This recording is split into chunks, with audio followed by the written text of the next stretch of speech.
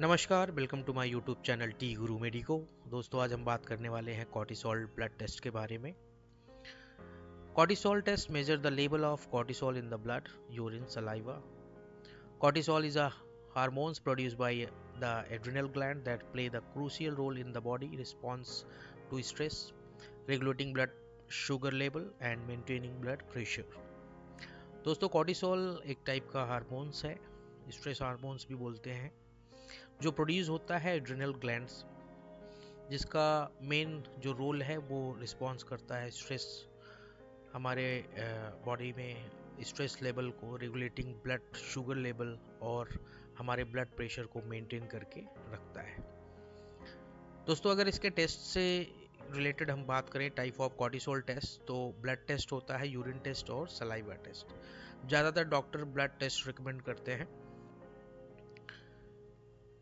Y is a cortisol test perform, क्यों जरूरी है कॉर्टिसोल टेस्ट कराने के लिए? तो कॉर्टिसोल जो है वो डायग्नोसिस करता है Cushing syndrome, a real hormonal disorder है caused by excessive cortisol productions. अगर आपकी बॉडी में ज़्यादा कॉर्टिसोल लेवल इंक्रीज हो रहा है, बढ़ रहा है, तो कॉजिंग सिंड्रोम हो सकता है, जैसे कि आप पिक्स में देख पा रहे हैं।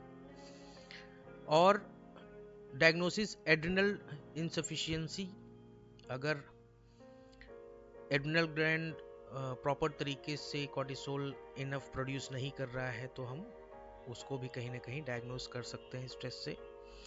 Monitor cortisol level and identify stress level, तो ये जो है हम कॉर्टिसोल टेस्ट से ये सारी चीज़ें हम डायग्नोस कर सकते हैं।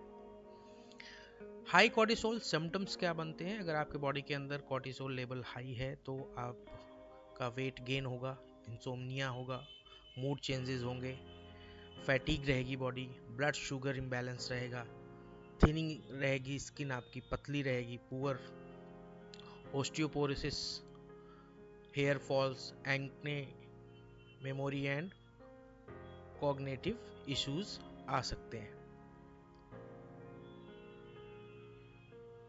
लो कॉर्टिसोल सिम्टम्स क्या हो सकता है? बॉडी फैटीग रहेगी, वेट लॉस होगा, लो ब्लड प्रेशर रहेगा, इलेक्ट्रोलाइट इम्बैलेंस रहेगा, हाइपोग्लाइसीमिया रहेगा, low blood sugar, decrease sex drive, mood changes, sleep disturbance, skin issues, increase infections, ये प्रॉब्लम्स हो सकती हैं अगर आपका लो कॉर्टिसोल सिम्टम्स है।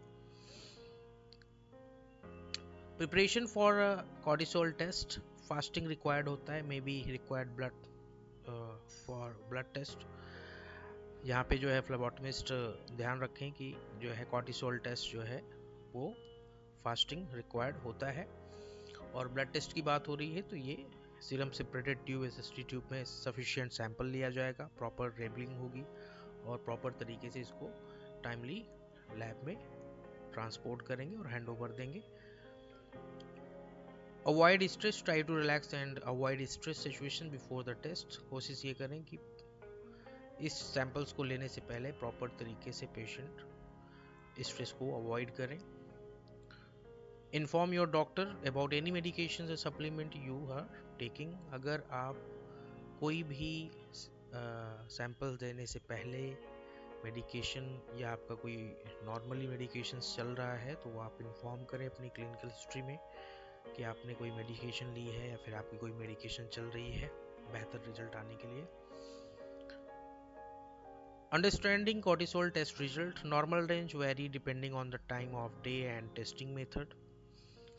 High cortisol level may indicate causing syndrome, stress, other adrenal gland disorder.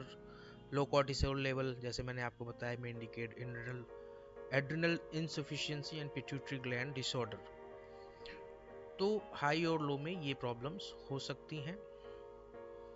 Normal value for a blood sample taken at 8 in the morning or 5 to 25 mcg per dl या फिर 142 690 n मोल पर litre, ये basically normal ranges हैं अलग अलग units में।